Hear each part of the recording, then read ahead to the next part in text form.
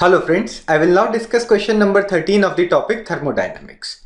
We are given a reaction N2 plus 3H2 gives 2NH3. Enthalpy of this reaction is minus 92.4 kilojoules per mole. तो question में given information को मैंने note down कर लिया है। यहां पर नॉट का जो सिंबल है इसका मतलब होता है आपकी एंथैल्पी की value at the standard state. Standard conditions आपकी अवेलेबल हैं जो कि होती हैं pressure 1 atm and temperature is 298 kelvin. What is the standard enthalpy of formation of NH3 gas? तो इस क्वेश्चन में मुझे NH3 गैस का स्टैंडर्ड एंथैल्पी ऑफ फॉर्मेशन निकालना है। तो सबसे पहले हम उसकी डेफिनेशन डिस्कस कर लेते हैं। Standard enthalpy change for the formation of 1 mole of a compound from its elements in their most stable states of aggregation, which are also known as reference states, is called standard molar enthalpy of formation.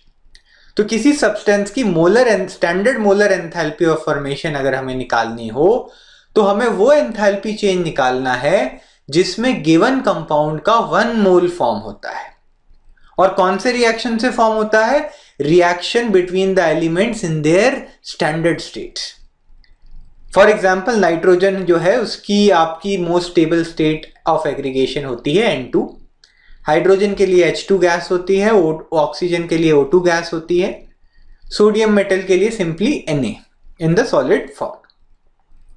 तो यहां पर question जो है उसमें ammonia N2 और H2 से ही form हो रहा है, यानी कि ये जो रिएक्टेंट्स हैं हमें यही चाहिए, लेकिन इस इक्वेशन में 2 moles of ammonia are getting formed, जबकि हमें एंथैल्पी चेंज चाहिए for the formation of 1 mole of ammonia.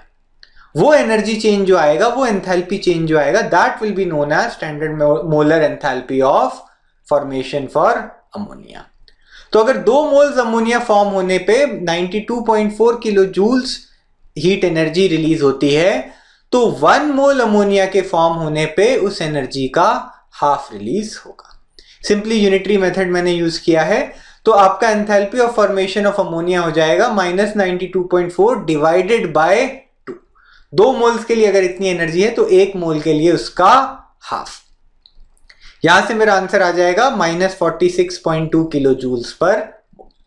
So this number is the standard molar enthalpy of formation of ammonia. Hence we have got our answer. If you have found this video useful, do like it and share it with your friends, and do not forget to subscribe to our channel. Thank you so much for watching this video.